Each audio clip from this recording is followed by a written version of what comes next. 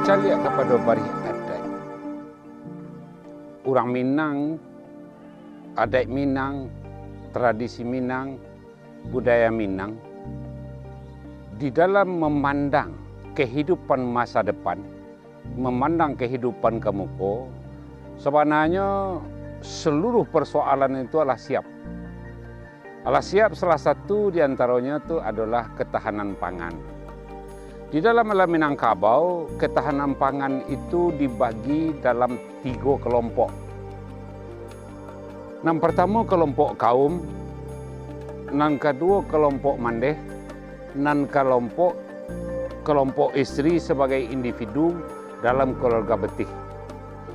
Ketika jadi kelompok kaum, itu ada namanya lumbuangnya si Gajah Baram.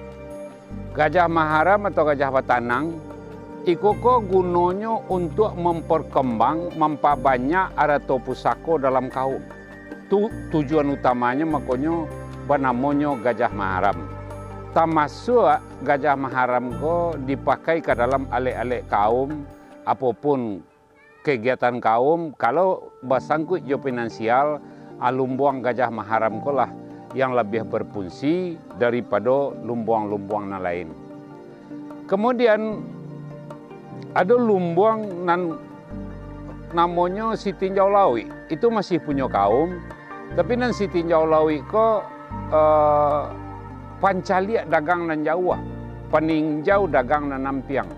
Jadi kalau ada dun sanak marantau bansanya ndak selamat hidupnya, patut disapor atau disubsidi jo bareh, itu dikiriman bareh atau dijapui ke rantau untuk dibawa pulang dan diberilah ongkos jo segala macam.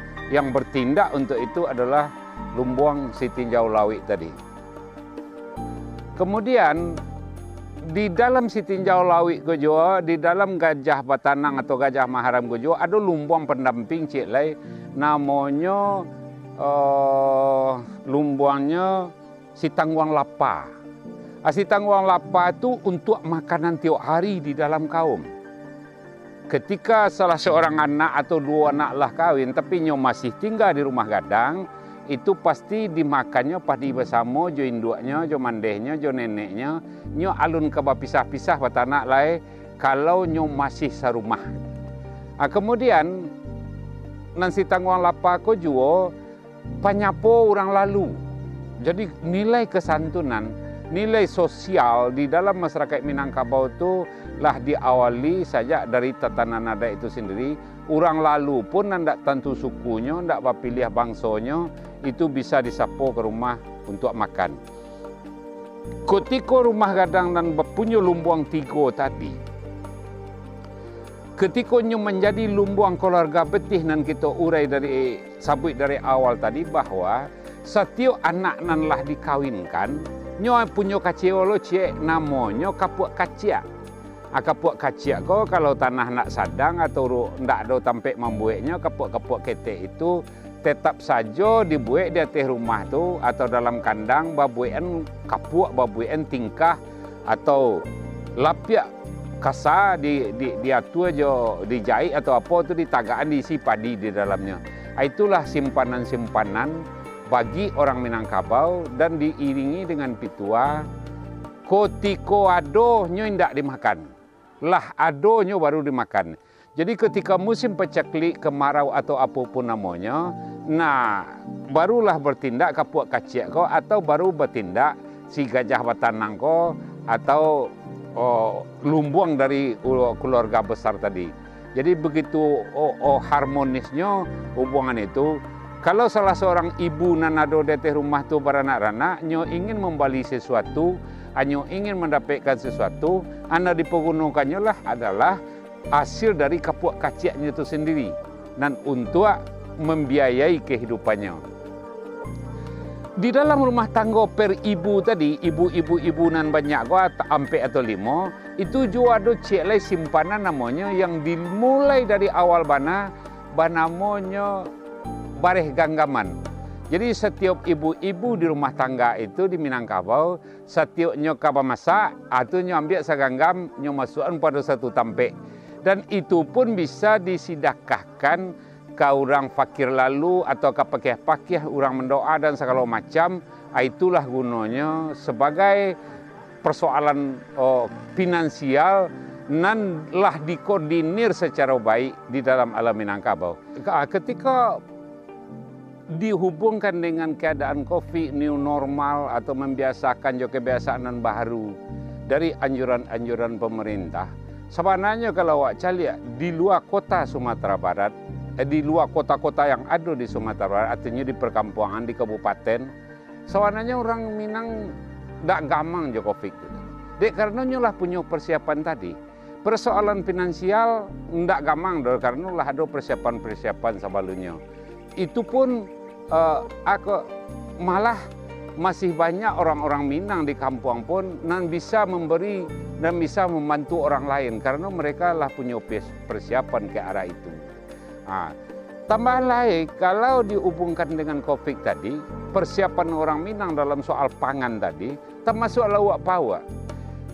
Di dalam setiap rumah gadang di Minangkabau, itu pasti ada pincuran. Di pincuran itu, baik di rusuk sebelah suhu atau rusuk sebelah kidar rumah, pasti ada kolam ketek. Di kolam ketek itulah sampai ikan-ikan dapat atau memang sengaja dipelihara atau nan dapat dari sungai, itu disimpan dalam kolam ikan tadi. Artinya apa? Di samping membasuh muka, membasuh tangan tiok kan naik rumah, sementara samba pun kalau tamu-tamu datang tu sana tiba, seindak-indaknya lawak gak duiku, Allah ada perserap-serap untuk digoreng. Ada demikian halusnya lah pandangan Minangkabau kalau ikoko masih dipakai hari ini, alhamdulillah iko sangat luar biasa manfaatnya, walaupun dirubah dalam bentuk lain, tapi lah ado mangko dimakan, indak ado mangko dimakan, lah adonyo indak dimakan. Maka itulah salah satu kehidupan Minangkabau nan sesungguhnya. Di Minangkabau selalu setiap anak akan kawin itu selalu dinasihati, selalu diberi wejangan tentang kehidupan rumah tangga dalam artian dapur. Dalam artian dapur itu ada orang gaek, malah ambo punya kasus ketika ete ambo akan kawin itu dikecein de induknya atau de etong lah sudah segala macam nanti ale awak kalau belaki nak jangan belaki cie belaki ampe bagailah gitu. Kece ete ambo menjawab, oh dalang amak go masa ada belaki ampe. Nan laki ko nan ayah anak cie pihak, tapi nan mato pitih ko ditambah. Menambah mato pitih berarti menambah mempasakete tenaga suami untuk memikirkan sesuatu tentang rumah tangga. Untuk balaki ampe itu termasuk dari bahagian ketahanan pangan kalau wak lihat dengan dunia kini di Minangkabau.